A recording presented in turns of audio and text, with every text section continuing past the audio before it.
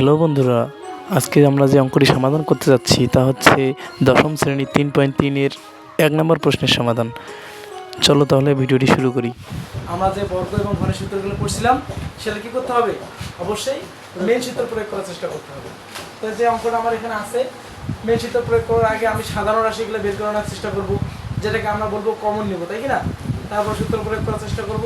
যদি সূত্র প্রয়োগ করা যাচ্ছে না তখন আমরা উৎপাদকে বিশ্লেষণ করব।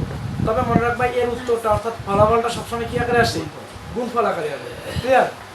তো দেখি আমি সমাধান করার সময় কি করতে পারি। আমি অঙ্কটা আগে করি, তোমরা একটু দেখে নাও, ঠিক আছে? সর্বপ্রথম আমি এই দুইটা রাশির মধ্যে যেটা সাধারণ আছে, এই যে এটা পুরোটা একটা কিন্তু রাশি, কথা বুঝছো? এখান থেকে এটা একটা রাশি, এখানে কিন্তু আবার এখানে একটা, মানে দুইটা হচ্ছে পদ, ঠিক আছে? এটা একটা পদ, এটা একটা পদ। এই দুইটা পদের মধ্যে থেকে আমাকে সাধারণ যে পদটা আছে সেটা বের করতে হবে। যেমন সাধারণ কি আছে, এখানে x মাইনাস y, এখানে x মাইনাস y। আমি উভয় পক্ষ থেকে x মাইনাস y কে কি নিতে পারি? কমন নিলাম, অর্থাৎ বের করে নিলাম। তাহলে আমাদের থাকবে কি? এই যে a b minus b c, এটা থাকলো। এবার আমরা কি করব? এতে কিছু করা যায় না, x রেখে দিলাম। আর এখানে উভয় পক্ষ থেকে আমি আবার এখানেও দিয়েছি, এখানেও দিয়েছি। আমি আবার কমন নিতে পারি কি বলতো? b থাকবে কি হচ্ছে যে a, আর এখানে হচ্ছে c। তাহলে আমি এখানে সূত্রটা সাজিয়ে নিতে পারি। b টা আমি নিলাম, যদি সিঙ্গেল আছে, b into a minus c into x minus y নিতে পারি না? এটা হচ্ছে আমাদের आंसर, ঠিক আছে? তো দেখো আমি অঙ্কটা এখন বুঝাই দিতে পারি আবার সুন্দর করে, যারা বুঝো নাই, ঠিক আছে? সর্বপ্রথম কি করছি, আমার যে রাশিটা আছে, প্রশ্নটা মেইন প্রশ্নটা আছে, সেই প্রশ্নটা আমি তুলে নিলাম।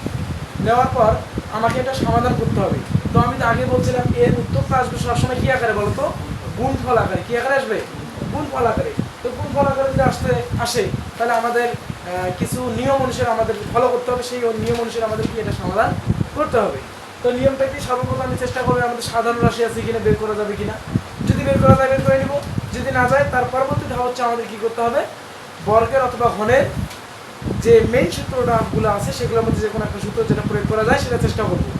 যদি সেটাও না যায় পরিশেষে আমরা কি করব, উৎপাদক করার চেষ্টা করব, ঠিক আছে? তো আমি সর্বপ্রথম কি করব, কমন নেওয়ার চেষ্টা করতেছি। দেখতেছি দেখো এই যে পদ, এখানে একটা পদ, এখানে একটা পদ, দুইটা পদের মধ্যে এই পদটা আর এইটা মিল আছে, এই জন্য দুইটা থেকে একটা আমি কি করে নিছি, বাহিরে বের করে, অর্থাৎ সাধারণটা বের করে নিছি, কমন নিছি। আচ্ছা থাকবে কি, এই যে এবি থাকলো, এবি রেখে দিছি, এই যে মাইনাসটা এখানে আসলো আর বিসি এখানে থেকে গেল। ক্লিয়ার? আবার তার পরবর্তীতে আমি কি করছি, এটা তো রেখে দিলাম, কারণ উত্তরটা আমাদের গুণফল আকারে আসবে, সেটা তো গুণফল আকারে একটা চলক আছে, তাই না? আচ্ছা এই দুই জায়গা থেকে আমি দেখতেছি এবি মাইনাস বিসি থেকে আমি আমার সাধারণ রাশি দেখতে পাচ্ছি কি বলতো, বি। এখানেও বি আছে, এখানেও বি আছে। আমি দুই পক্ষ থেকে বিটা বের করে নিলাম। তো এখান থেকে যদি বি বের হয়ে থাকবে কি এ মাইনাস মাইনাস, বি আর সির মধ্যে বি যদি বের হয়ে থাকবে কি সি, রাখলাম সি। এখন দেখো তো এই যে একটা রাশি ব্র্যাকেট দিয়ে রেখে দিচ্ছি, এইটা একটা ব্র্যাকেট দিয়ে রেখে দিচ্ছি, আবার এটা প্রত্যেকটা দেখো তো প্রত্যেকটার সাথে কি আকারে আছে, গুণ আকারে আছে। তাহলে আমার উত্তরটা গুণফল আকারে আসতেছে না?